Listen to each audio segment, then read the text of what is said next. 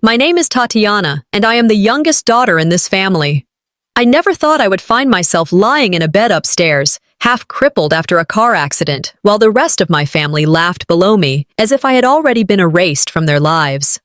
The house smelled of roasted chicken and collard greens, the kind of meal that used to bring us together around one table. But now, I could only hear forks clinking, glasses being lifted, the muffled rise and fall of laughter that excluded me. A tray sat across my lap. Lukewarm cornbread, limp beans, and a small piece of chicken that looked like it had been picked through already. I stared at it, then toward the ceiling where the light fixture cast a yellow glow, listening to the joy I was no longer invited to share. When I was a little girl, my father would always slip me the choicest piece of meat, telling me with a wink that the youngest deserved the best. Tonight, I was given scraps, like some burden no one cared to carry anymore. Eleanor Roosevelt once said, "No one can make you feel inferior without your consent." I had believed those words for years, but when you're confined to a bed, dependent on others to bring you a plate, even the proudest spirit begins to feel the sharp sting of humiliation. Elizabeth came into my room carrying the tray. Her heels clicked against the wooden floor, her perfume preceding her as if she needed the whole house to notice her arrival. She set the tray on my lap without meeting my eyes. "Is this all that's left?" I asked quietly, my voice steady, though my chest burned with resentment. Her smile was thin, sharp, more cutting than kind. "You don't need much, Tatiana. You're not going anywhere." The words landed harder than the tray itself. To her, my life had already narrowed to these four walls, my worth measured by how little I could consume. I wanted to throw the plate at the wall, but instead I kept my hands folded on the blanket. Silence, I knew, often speaks louder than rage. She lingered at the door, tilting her head as if waiting for me to beg. When I didn't, she gave a short laugh and disappeared back into the echo of dinner conversations. I sat there, staring at the food cooling further on my lap, bitterness spreading in me like a slow fire. The evening dragged on. Shadows stretched across the walls as the house settled into the night. I had not touched the food. My son, Tanya Jr., had gone downstairs earlier with his cousin, but I heard him come back up quietly after the others had retired to their wine and chatter. His small footsteps padded across the hall until he appeared in the doorway, his face pale in the lamplight. He shut the door softly behind him and came close, eyes darting toward the hallway. Then he leaned near my ear and whispered, "Mom, don't drink the water. They put something in it." My breath caught. For a moment I froze, unsure if I had heard him right. "What did you say?" I whispered back, pulling him closer so no one could overhear. He looked terrified, clutching my hand so tightly his knuckles whitened. "I saw Aunt Teresa. She poured something from a little bottle into your glass. She said, it's better this way." My chest tightened, the sound of my heartbeat filling my ears. My hands trembled so hard, I had to clasp them together. Fear shot through me, icy and paralyzing. I searched his face for any sign of imagination, some child's exaggeration, but the honesty in his eyes was undeniable. Children don't lie with that kind of trembling. Maya Angelou once said, "When someone shows you who they are, believe them the first time." I had ignored too many small cruelties already, convincing myself I was misinterpreting. But now my son's voice had ripped that veil away. Still, a war raged inside me. Was it possible he misunderstood? Was I so desperate to believe in my family's cruelty that I would accept a child's fear as truth? Or was it more dangerous to dismiss him, to assume safety where there was none? I looked toward the nightstand where the untouched glass of water stood. Condensation slid slowly down the side, the droplets catching the lamplight. It looked harmless, almost inviting in the quiet heat of the room. My throat was dry, yet the sight of that glass made bile rise in my stomach. The silence was unbearable. The ticking of the clock sounded like a hammer on metal. I heard my son's shallow breathing, felt his small fingers clutching mine. My thoughts turned into whispers inside my skull. If I'm wrong, I'll look paranoid. If I'm right, they want me gone. I couldn't bring myself to touch the glass. Instead, I froze, staring at it as if it were a venomous snake coiled in clear liquid. My son leaned against me, his body trembling. We sat like that, bound together by fear, while the night stretched longer. Finally, I bent down toward his ear and whispered, "We'll say nothing. Not yet. Let them think we don't know." His eyes widened, but he nodded, understanding more than a child his age should ever have to. Inside, I felt a fire building, not of despair, but of resolve. They believed my body bound me, that my silence meant surrender. They were wrong. I heard footsteps in the hall, slow and deliberate, pausing near my door. Someone lingered outside, perhaps listening. The shadow beneath the frame stretched like a blade across the floor. In that moment, I understood with chilling clarity. I wasn't just fighting the weakness of my body. I was fighting for my life, and for my son's. The morning light filtered weakly through the curtains, and I blinked awake to the sight of the same glass of water still resting on the nightstand. The condensation had dried, leaving faint rings on the wood beneath it. My son's whisper from the night before echoed in my ears, "Don't drink the water." I lay still, staring at it, wondering if I was losing my grip on reality. Was Tanya just frightened, repeating something he imagined? Or had he seen what he claimed? Teresa tampering with my glass, murmuring those chilling words. My body ached, my throat dry, yet something stronger than thirst held me back. I shifted slightly, reaching for the spoon I had used to stir tea days ago. My hand trembled as I dipped it carefully into the glass, letting a drop fall onto my tongue. It was barely anything, but the reaction was immediate. My lips tingled, my tongue felt slightly numb. My chest tightened as though icy fingers had traced down my spine. I clutched the blanket, breathing slowly, willing myself not to panic. A common phrase my father once said came rushing back. "Trust your gut, it's rarely wrong." In that moment, suspicion hardened into certainty. My family wanted me silent. They wanted me gone. I turned my head, and Tanya was watching me from the chair by the window, his small face pale. "Mom, don't!" he gasped, his voice breaking. I managed a calm tone, though my heart raced. "Just a taste. I needed to know." He shook his head fiercely. "But what if—" "I'm all right." I cut him off gently. "But you were right to warn me. Something isn't right." His eyes widened, and I could see the burden of fear weighing on him. A child forced into battles he should never have to fight. That numbness on my tongue was proof. There was no more pretending. They truly wanted me erased. I vowed silently as I pulled him closer. I would play the role they expected, the weak sister, the silent patient.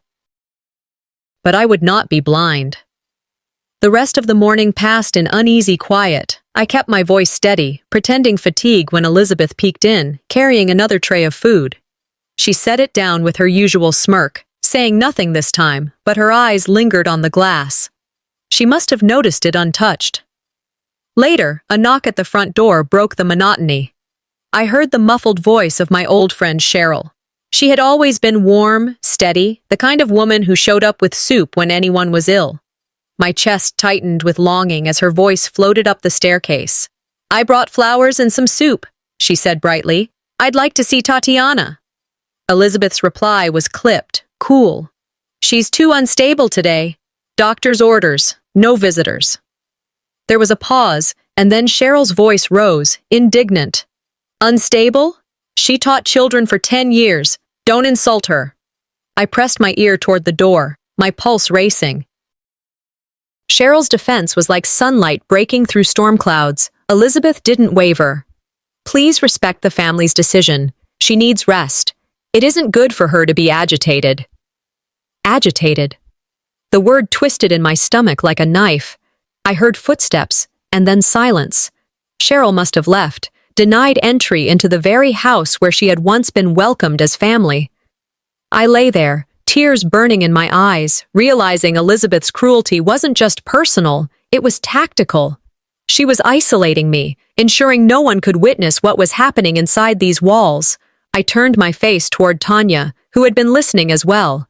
his small hands clenched into fists. "They're lying about you," he whispered. I stroked his hair gently. "Yes, they're making sure the world believes their story. But remember, lies always leave cracks." Still, grief sat heavy in my chest.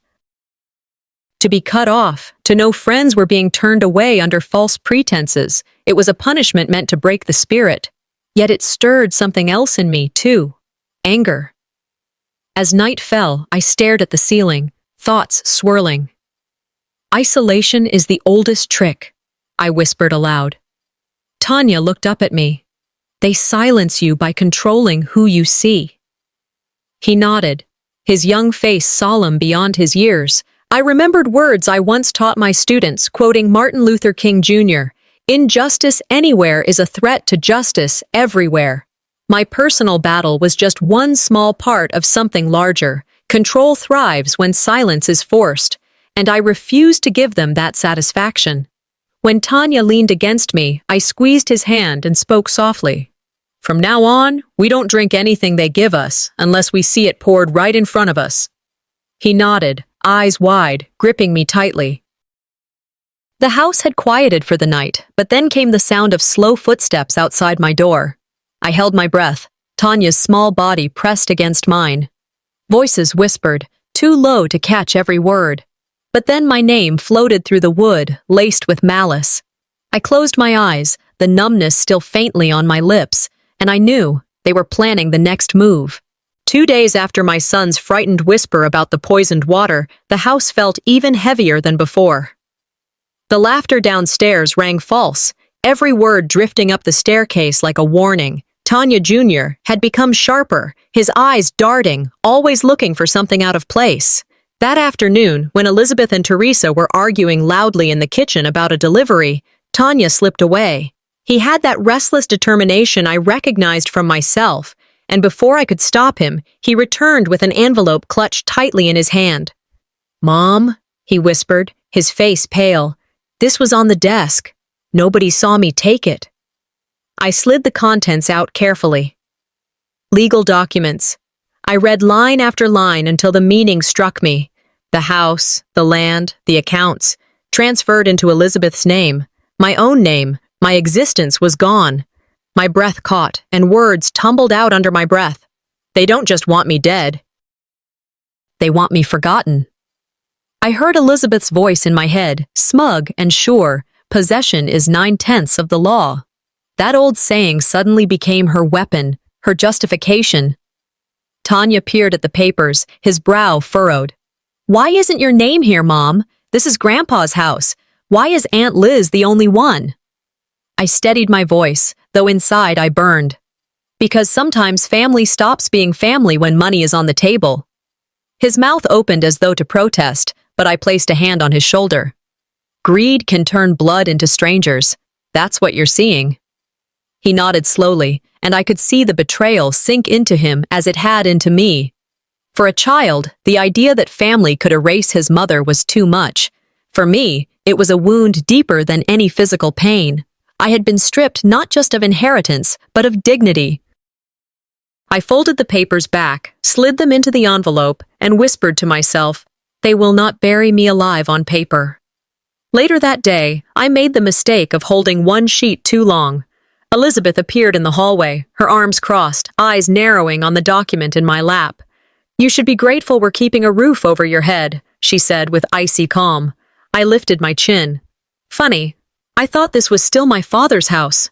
She smirked, stepping closer. "If it weren't for us, you'd be nothing. Remember, you owe us your life." The words cut deep, but not the way she expected. It wasn't gratitude she was asking for. It was silence, submission. She wanted to make cruelty sound like kindness. I recognized it for what it was, gaslighting. I met her eyes steadily. "You confuse keeping someone alive with keeping them quiet. They're not the same." Her face tightened, the smirk faltering. For a moment she looked ready to slap me, but then she laughed softly and walked away, muttering loud enough for me to hear, "Ungrateful." I sat there, humiliated, anger boiling in my chest. Benjamin Franklin's words echoed in me. Justice will not be served until those who are unaffected are as outraged as those who are. The trouble was, no one seemed outraged yet but me. Alone again, I stared at the ceiling, listening to the walls creak with secrets. They thought the documents were a victory, a final erasure of my place. But arrogance always leaves cracks. If they were brazen enough to lie so openly, they would slip again, and I would be ready. I whispered to Tanya as he settled beside me. They think they've won, but they've only shown us their weakness. His small head nodded, resting against my shoulder, a silent pact between us. That night, the whispers came again outside my door. Elizabeth's voice, low and sharp. We need to make sure she never questions again. Teresa's reply was a hiss, almost gleeful. She won't, not for long. I clutched Tanya's hand tighter, my heart steady.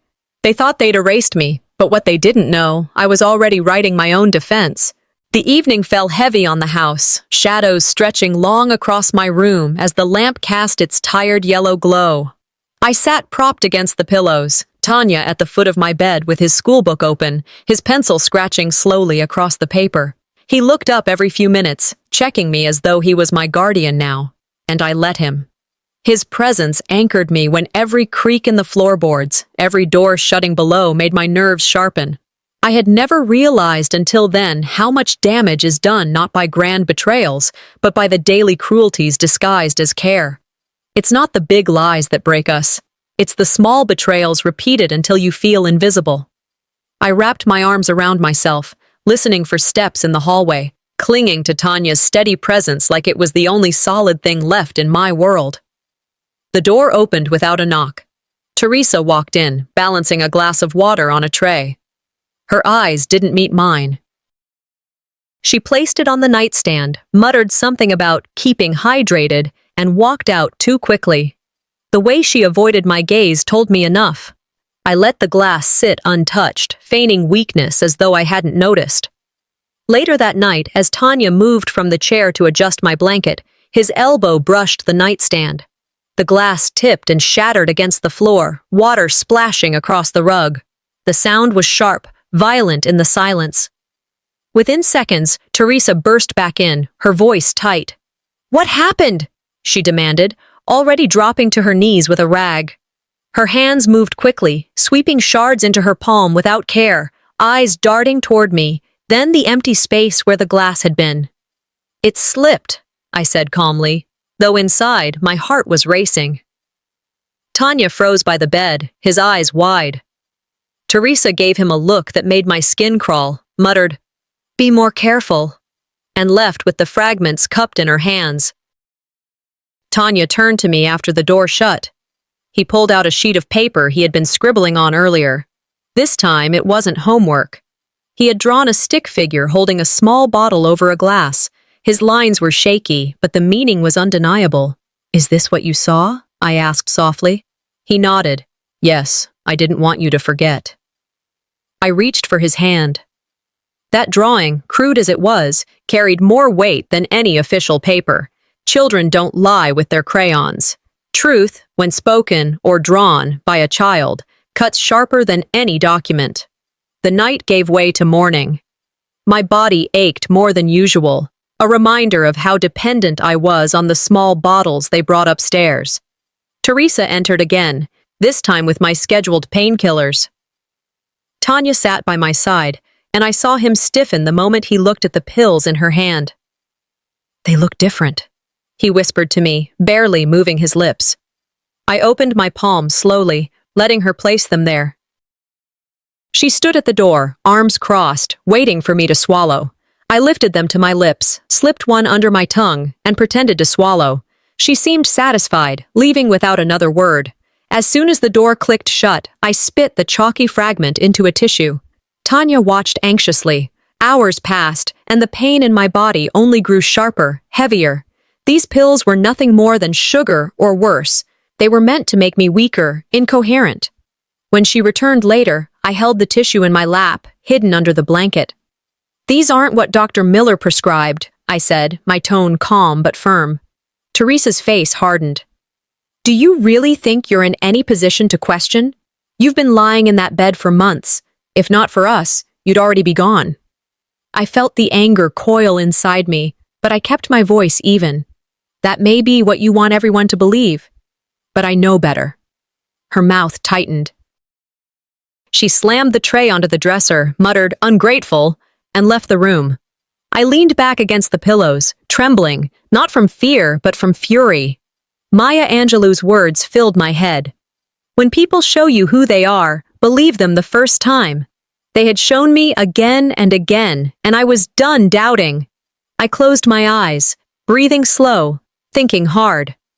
They weren't simply trying to silence me with poison or erase me on paper. They wanted to strip away every ounce of credibility, to make me look delirious and unstable so no one would listen when I spoke. Weak, incoherent, discredited. That was the plan. But arrogance leaves tracks. If they were willing to fake my medicine, they'd slip somewhere else. All I had to do was collect the pieces. I turned to Tanya, whispering, "We have to play weaker than we are. Let them think we don't see. Let them think they're winning." His small head nodded, eyes serious beyond his years. That night, I feigned sleep, my breath steady, the blanket pulled high to my chin. Tanya lay beside me, his small hand gripping mine. Outside in the hallway, I heard them, Elizabeth and Teresa. "If she doesn't stop resisting," Elizabeth whispered, "we'll move to the next step." Teresa's reply was almost gleeful. "She won't? Not for long." Tanya's fingers tightened around mine. I kept my breathing even, my eyes shut, but inside, a single truth burned through me. They weren't afraid of killing me. They were afraid of me surviving long enough to expose them. The morning light came too soon, creeping across the walls of my room while I listened to the shuffle of Tanya getting ready for school. He was careful, moving quietly, as if he didn't want to draw attention to himself. I watched him from the bed, his small hands neatly tucking pencils into his backpack, his shoes lined up like a soldier's beside the door. Every so often, his eyes flickered toward the hallway, wary of shadows he couldn't name, but already understood. Elizabeth's heels clicked on the floorboards downstairs, her presence always unmistakable. I could feel her gaze, even when she wasn't in the room. As Tanya passed her in the hall, I saw her eyes follow him with the kind of cold calculation that made my stomach tighten. They say a mother's instinct is never wrong, and mine screamed that something was about to happen. I pushed myself higher against the pillows, every muscle tense, listening. A sharp voice broke the silence. "Tanya," Elizabeth called, her tone deceptively soft. He froze halfway down the hall. She stepped closer, leaning down so her words wouldn't carry. "If your mother keeps resisting, maybe we should send you somewhere.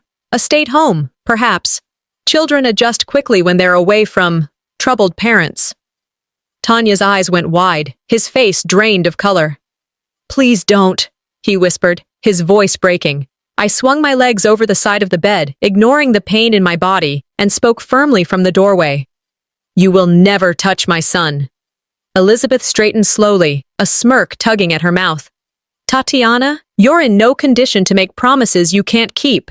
I met her gaze, my voice calm but edged with steel. "Try me." She blinked, taken aback by my steadiness, then turned sharply on her heel, muttering about ungrateful sisters as she disappeared down the stairs. Inside, my fury burned, but I forced it into something colder, sharper. They were willing to harm my child to break me. That was their true cruelty. Michelle Obama's words once echoed in my ears, "When they go low, we go high." But as I stood trembling with anger, I thought to myself, sometimes, going high means knowing when to strike back with proof, not just patience. Later that day, while Tanya was at school, Cheryl slipped into my room quietly, her face pale, her nurse's uniform a disguise for the risk she was taking. She carried a folder clutched to her chest. "I shouldn't even have this," she whispered, handing it over. "But you need to see it." I opened the folder slowly. It was my medical file, the one Dr. Miller kept. My eyes scanned the pages until they landed on a new note scrawled in neat handwriting. "Patient shows signs of paranoid delusions. Not a reliable narrator of her own condition." My breath caught. My hand shook as I traced the words. This isn't his writing.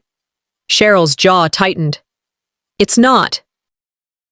Tatiana, someone added this line, and I don't think it was the doctor. Elizabeth has influence. She's already been asking questions at the clinic. I had to pull this out before they locked it away. I shut the folder, pressing it to my lap as humiliation and rage fought inside me. They're not only trying to poison me physically, they're erasing me on paper, making sure no one believes a word I say.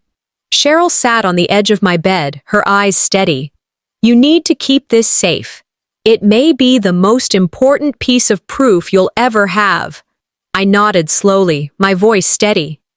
They want to discredit me before I even speak. But they've forgotten one thing. Evidence speaks louder than manipulation. Cheryl squeezed my hand before leaving, whispering, "Stay strong." When the door closed, I slid the file under my mattress, hiding it with the envelope of inheritance papers and the tissue-wrapped fake pill. Every betrayal was a stone. Together, they were building the foundation of my defense. I leaned close to Tanya when he returned from school, whispering into his ear, "Everything they do makes us stronger if we don't show fear. Do you understand?" He nodded, his small hand gripping mine tightly. I thought of an old saying, "The pen is mightier than the sword." For me, evidence had become the blade. I wasn't going to win this battle with strength. I would win it with proof, each lie stacked until it crushed them. That evening, Elizabeth entered my room with a smile too sweet to be real. She carried herself like a queen addressing a subject. "The doctor says you're doing worse," she said lightly, setting a tray down. "We may need to consider alternative care. Somewhere with trained staff.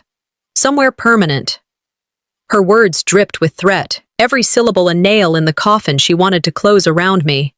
I smiled faintly, feigning weakness, but inside my thoughts were steel. Shut in that instant, I understood. They weren't planning just to poison me quietly. They wanted to bury me alive in paperwork before the poison could finish the job. The house was quiet except for the scratching of Tanya's pencil on paper. He sat cross-legged at the foot of my bed, bent over his sketchbook, while I lay against the pillows staring at the ceiling. My body ached, but my mind churned with clarity sharper than the pain. Betrayal had a way of waking every nerve inside me, making me more alert than ever.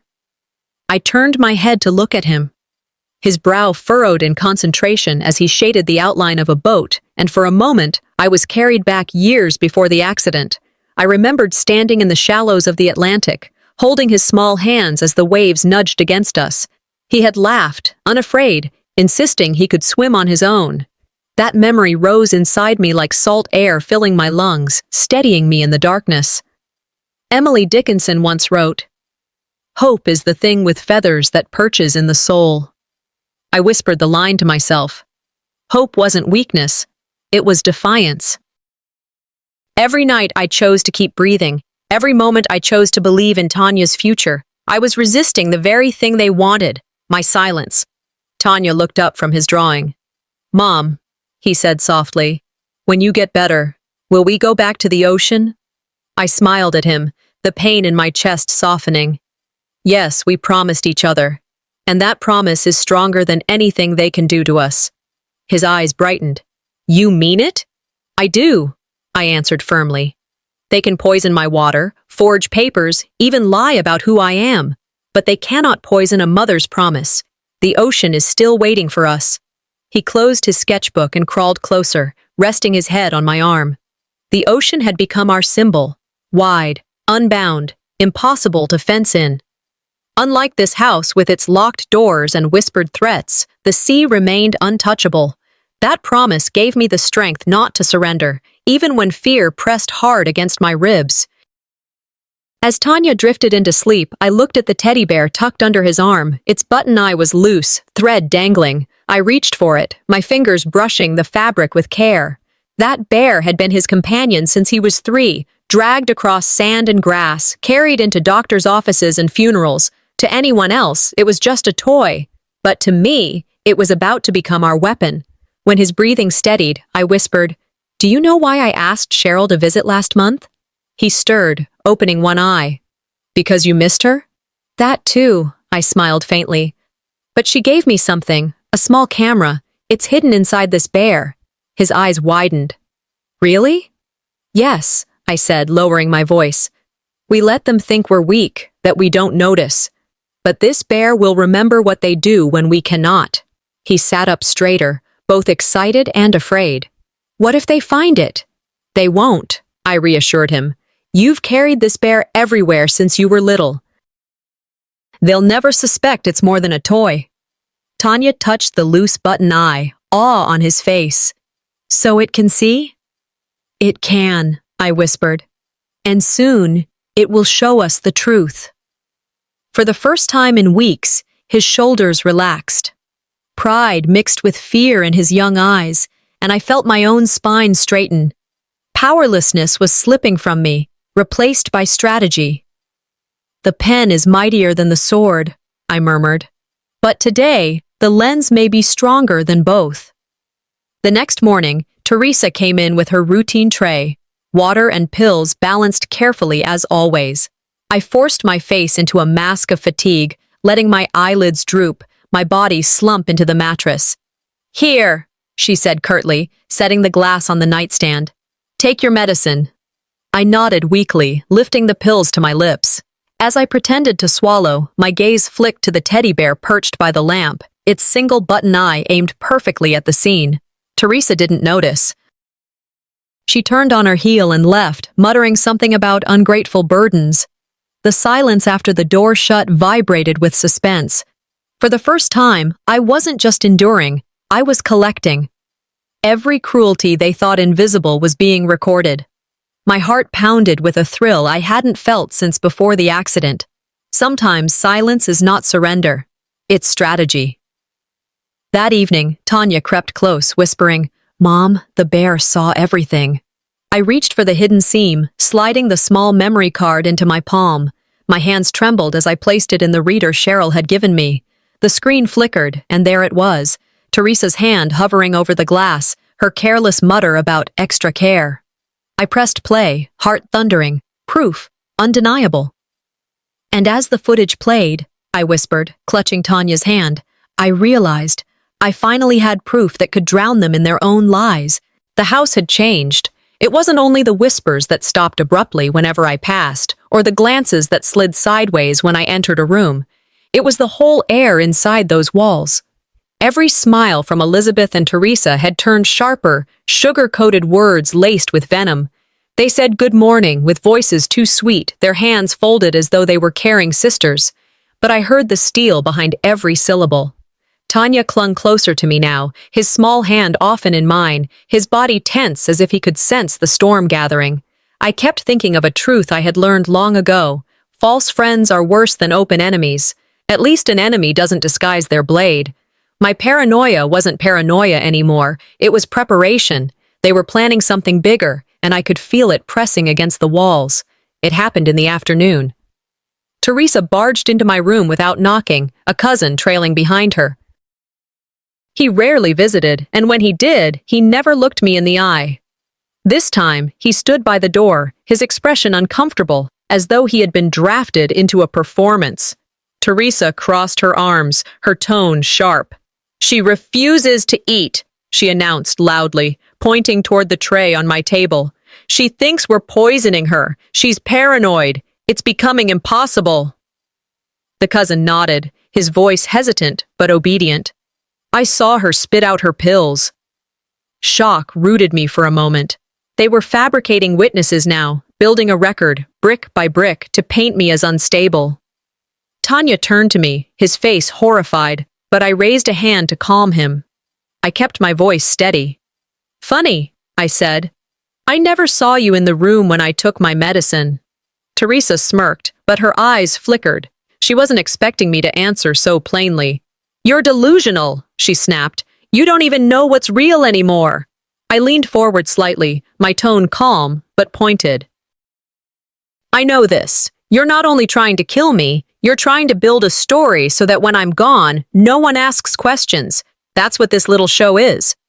The cousin shifted uncomfortably, eyes darting to the hallway, clearly unsure if he wanted to play his role any longer. Teresa hissed at him, Don't just stand there, tell her. But he mumbled something vague and excused himself, leaving her fuming. She glared at me once more, then slammed the door shut. My chest tightened, not from fear, but from fury. They weren't content with whispers. Now they were scripting lies and dragging others into them. They were laying the groundwork for my erasure. That evening, the tension snapped again. Teresa entered with a tray of food, the smell of overcooked vegetables filling the air. She carried a kettle, steam curling from the spout. "Dinner," she said lightly, too lightly. As she set the tray down, her elbow jerked, too fast, too practiced. The kettle tipped, boiling water spilling dangerously close to the bed. I reacted instantly, pulling Tanya against me. The scalding water splashed onto the floor, just inches away. Teresa gasped dramatically, pressing her hand to her chest.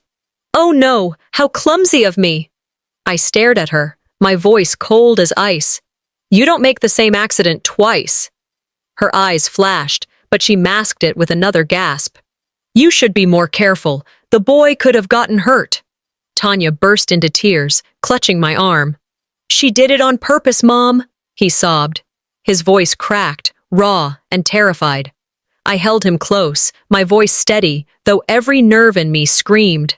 "Accidents never happen to those who prepare for them," I said evenly, repeating a line I once read from Roosevelt. I let the words hang in the air, sharper than any accusation. Teresa's smile faltered, then she turned abruptly and stormed out, leaving the water cooling on the floor. I stroked Tanya's hair until his breathing slowed. Inside, I knew I couldn't outshout them. Not yet. They thrived on noise, on turning words into weapons. But I could outsmart them. Every staged lie, every false witness, every manufactured accident, they were writing their own downfall. I leaned close to Tanya and whispered, "If they want witnesses, we'll give them one they don't control." The bear saw everything. His eyes widened with understanding. He nodded, his hand gripping mine. "Every move they make," I murmured, "is another mistake. We just need to let them fall into their own trap." That night, after Tanya fell asleep, I pulled the memory card from the teddy bear and slid it into the reader. The screen lit up, and there she was, Teresa smirking after the kettle slipped, her face caught by the hidden lens. I leaned back, heart pounding, watching the proof shimmer on the screen. They thought they staged an accident, but they didn't know the accident was leaving their crimes in my hands. Elizabeth's lies reached beyond the walls of our house. I first discovered it when Tanya showed me her Facebook page one Sunday morning. She had uploaded pictures of herself standing beside me while I slept, my eyes half shut, my body limp against the pillows. She leaned over me with a smile painted across her face, her hand on my arm as if she were some saintly caregiver. The captions were worse. "Sacrifice is love. Family means everything." Within hours, hundreds of comments from neighbors, old friends, even distant relatives filled the post. "Elizabeth, you're an angel. Tatiana is lucky to have you. God bless you for what you're doing." Lucky. The word made bile rise in my throat. Lucky to be erased in public while imprisoned in private. I stared at the glow of the tablet screen, fury burning under my skin. America has always loved appearances. We judge by the picture, not the story, and Elizabeth had staged a perfect one. Tanya's voice trembled as he pointed at the screen. "Mom, everyone thinks she's a hero." I took a slow breath, my tone steady though my chest ached. "That's the power of a lie told with a smile." He frowned, confused. "But don't they see? Don't they know?" "No," I answered, bitterness threading through my words. "Because lies are easy to believe when they're wrapped in pretty bows." I tapped the screen. "But remember this, truth doesn't need decoration, it just needs the right moment." I turned my face toward the window, repeating a line I once taught my students. "A lie can travel halfway around the world before the truth puts on its shoes." People often said Mark Twain coined it, and whether or not he did, the point was clear. Let Elizabeth build her image higher. The higher she climbed, the harder the fall when the truth finally came crashing down. That night, the house grew quiet after dinner. I lay awake, listening to Tanya's steady breathing beside me. Then I heard the creak of the floorboards. He slipped out of bed, padding down the hall. Minutes later, he returned, pale and trembling. "Mom," he whispered urgently. I heard them downstairs. I sat up, my body stiffening. What did you hear? He swallowed hard. Aunt Elizabeth said, once she's gone, everything will be easier. The words hit like a hammer. My blood ran cold. They weren't just waiting for me to weaken. They were waiting for me to vanish. Tanya's voice cracked. They want you gone, don't they? I pulled him close, my arms wrapping around his shaking frame. Yes, sweetheart, I admitted softly. But listen to me. Overhearing is dangerous, but it also gives us power. Knowledge is our weapon now. He buried his face against me, his small shoulders trembling. I stroked his hair, whispering, injustice is never quiet. It always leaks through whispers, and those whispers will betray them. He pulled back, eyes wide. So, we just wait? I looked into his face, seeing the boy forced into battles beyond his years. We don't just wait. We prepare. When he finally drifted back to sleep, I lay staring at the ceiling. The Facebook post, the staged lies, the whispers in the dark, it all formed a pattern. Every word they spoke was a rope they were tying around themselves. They thought it was binding me, but they were only weaving their own noose. I leaned close to Tanya's sleeping form and whispered into the night. Every word they speak is another mistake. We'll pull the rope when the moment comes. Before I let sleep take me, I reached for the teddy bear on the nightstand. I replayed the footage we had captured earlier, the hidden eye watching the room. My mind circled Tanya's whispered warning. On the screen, Teresa appeared for only a moment, her hand brushing my nightstand, checking the glass of water. She thought the night hid her schemes, but the truth was clearer than ever. The dark was the very place their whispers turned into proof. The battles in this house drained me more each day. I woke with my body heavy, my mind weary, and my spirit balancing between fear and defiance. Tanya sat nearby, sketching as usual, though even his pencil strokes carried hesitation now. He kept glancing at the door, listening for footsteps, his shoulders tightening every time a board creaked. I closed my eyes, pretending to nap, when I felt the faint vibration under my pillow. My phone, hidden from Elizabeth and Teresa, buzzed quietly. I slipped it out and saw Cheryl's encrypted message glowing on the screen. Stay strong. I believe you. When you're ready, I can help prove it. My throat tightened. Relief washed through me, sharp and sudden. Someone outside these suffocating walls knew the truth and wasn't afraid to say it. I clutched the phone close, whispering to myself. Sometimes hope arrives as quietly as a whisper in the dark. When Tanya noticed, he put down his pencil. Who's it from? A friend, I told him gently. The kind you pray for when everyone else betrays you. Is it Miss Cheryl? His eyes brightened, then dimmed with worry. If she helps us, won't they hurt her too?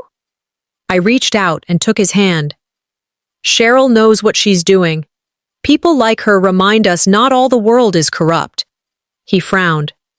But everyone believes Aunt Elizabeth. They think she's the one keeping you alive. I leaned closer, my voice low and certain. Fred Rogers once said, look for the helpers. You will always find people who are helping. We've found ours. We just have to hold on until the time is right. I tucked the phone under the mattress with the other pieces of proof I'd gathered. A paper trail was building, one that Elizabeth couldn't erase with a smile or a staged picture. That afternoon, after Teresa had cleared away lunch, Tanya slipped out into the hallway. Minutes later, he returned breathless, clutching something in both hands. Mom, he whispered, look. It was a small orange prescription bottle. The cap was cracked, the label worn, but clear enough. The drug listed was a strong sedative, not the medication Dr. Miller had prescribed for me. My chest tightened as I turned it in my hand. The betrayal on paper was undeniable now. They weren't just tampering with my water, they were switching my medicine. This is the proof, Tanya, I said, my voice shaking but steady. They can't hide this. He looked terrified. What if they catch us? What if they find out I took it? I squeezed his hand. Then we'll show them what truth looks like, even if it's written on a label. He stared at me, wide-eyed. You're not scared? Of course I'm scared, I admitted softly. But fear isn't the enemy. Silence is. I stared at the bottle, repeating an old saying under my breath. The devil is in the details, but so is justice. The mixture of terror and triumph surged inside me. For the first time, Tanya's small shoulders straightened with pride. He knew he had delivered something powerful, and in that moment, I felt maternal pride eclipse my exhaustion. I wrapped the bottle carefully and slid it beneath the mattress, adding it to the envelope of falsified documents and the memory cards from the bear. My arsenal of silent weapons was growing, proof stacked against them like bricks. I leaned back against the pillows, whispering to myself, knowledge is power, but proof is survival. I wasn't just a bedridden woman anymore. I was a quiet warrior. And I knew the day would come when this arsenal would flip the story Elizabeth was writing for me. That night, Tanya curled against me as we listened to the house settle. Through the thin floorboards, Elizabeth's voice carried from downstairs. We'll say she's unstable. We'll have her committed before the month ends. The words cut through me like glass. Fear seized my chest, but then it steadied, hardening into resolve. I whispered into Tanya's hair, they thought they'd lock me away, but what they don't know, the lock is already in my hands. Sunday morning sunlight slanted through the stained glass windows at church, spilling color across the pews. I sat in the back, Tanya beside me, his small hand tight around mine. People glanced over their shoulders but quickly looked away. Their whispers floated like smoke. She's sick. I heard it's contagious. Unstable. Poor Elizabeth having to take care of her. Every word stung worse than any physical wound. Elizabeth and Teresa's rumor had spread like fire in dry grass. Now even neighbors who once hugged me after service avoided my gaze. I had been stripped of dignity in the very place where I once found comfort. I lifted my chin, refusing to bow under their lies. Thomas Paine's words echoed in my heart. Reputation is what men and women think of us. Character is what God and angels know of us. Still, humiliation burned in my chest, igniting a desperate need to reclaim the truth. That evening, back at the house, dinner was served with the usual performance of false smiles. Tanya ran down the staircase after washing up, laughter breaking from him for the first time in days, but joy turned to terror in a blink. Teresa stepped into his path with deliberate timing. Her hip knocked into him, and he tumbled down several steps, his cry slicing the air.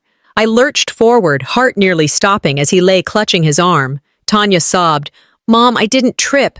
She pushed me." Teresa gasped theatrically, pressing a hand to her chest. "Oh, poor boy, he's so clumsy." My breath shook, but my voice came out like iron. "Don't you dare," I warned. "Don't you dare call him clumsy when we both saw what you did." She tilted her head, feigning innocence.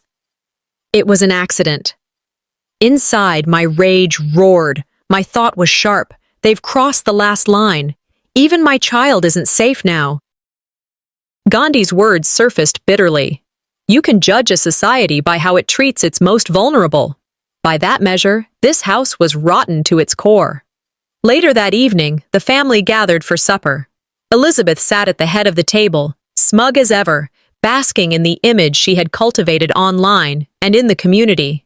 She lifted her wine glass, her lips curling into that smirk I had grown to hate. "It's better if she's not around," Elizabeth said, her voice carrying. "Everything runs smoother without her." A cousin chuckled nervously, eyes flicking toward me, then back at their plate. Teresa looked satisfied, as if the plan had already succeeded. What Elizabeth didn't know was that our neighbor, Peaches Mac, had her camera aimed out of her upstairs window across the street. The open dining room window carried Elizabeth's words directly into its recording. Her arrogance had finally slipped, and in that slip, she exposed the truth. I sat quietly, meeting her gaze with calm I didn't feel. Inside, a surge of control filled me. This was the turning point. I knew her downfall was no longer just a dream. Proof was stacking higher each day, and now her own voice would betray her. Later, alone in my room, I replayed Tanya's frightened eyes in my mind, the echo of his cry on the staircase. I pulled him close and whispered, "We're not victims. We're survivors waiting for the right moment." He nodded into my shoulder. I let grief sharpen into resolve. Sojourner Truth's words rose inside me. Truth is powerful, and it prevails. Now the arsenal was nearly complete. The pill bottle, the falsified records, the teddy bear footage, and Elizabeth's arrogant slip. Piece by piece, their lies were becoming the very rope that would drag them down. That night, as I tucked the evidence deeper under my mattress, I froze at the sound of Elizabeth's voice outside my door. "Tomorrow," she hissed, "she won't have the chance to speak again." My chest constricted with fear, but my will burned stronger than ever. They thought tomorrow would be my end, but I was preparing for their judgment day. Elizabeth called it a family meeting, but we all knew what it was. By Sunday evening, the dining hall felt less like a home and more like a courtroom. Relatives filled the long table, their voices low, their eyes shifting toward me with a mixture of pity and suspicion. Teresa busied herself shuffling papers at Elizabeth's side, like a secretary preparing evidence for trial. I sat silently at the far end, my hands folded in my lap, Tanya pressed close to my side. My body ached, but I forced myself to sit upright. I knew this was their stage, and I knew better than to speak too soon. Humiliation pressed hard against me, but I swallowed it. Patience, I reminded myself, is its own weapon. Elizabeth rose with her usual poise, clearing her throat. "For everyone's safety, and for hers, it's time we discuss Tatiana's future care," she announced. "She's paranoid, delusional. For her well-being and ours, she needs institutional care." Teresa slid the stack of papers forward as though to punctuate her words. "These are medical recommendations. It's not cruelty, it's responsibility." Whispers rippled down the table. A cousin muttered, "It might be for the best."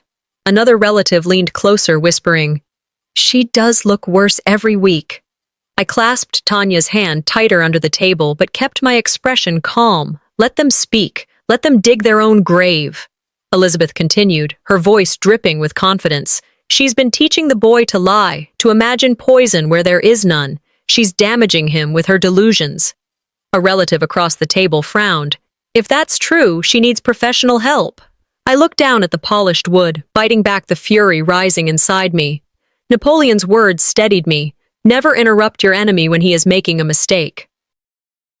I let them build higher, brick upon brick of falsehoods, while I held the real hammer in my hands.